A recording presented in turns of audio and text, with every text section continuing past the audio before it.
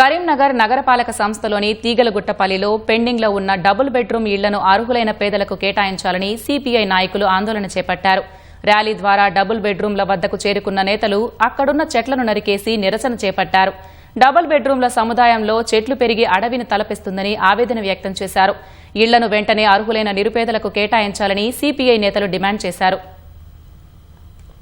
ఆ రోజు బీఆర్ఎస్ ప్రభుత్వం హయాంలో పేదలకు ఇండిపెండెంట్ డబుల్ బెడ్రూమ్ల ఇల్లు కట్టించి ఇస్తామని, అదేవిధంగా చింతకుంటలో డబుల్ బెడ్రూమ్ల ఇల్లు ఇస్తామని చెప్పేసి హామీ ఇచ్చి నిర్మాణం చేసి పేదలకు పంచకుండా వదిలేశారు.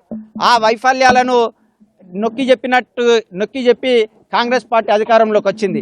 కాంగ్రెస్ పార్టీ అధికారంలోకి వచ్చినప్పటికీ ఈ పేదలకు అందాల్సినటువంటి డబుల్ బెడ్రూమ్ల ఇళ్లను పంపిణీ చేయకపోవడం దుర్మార్గం.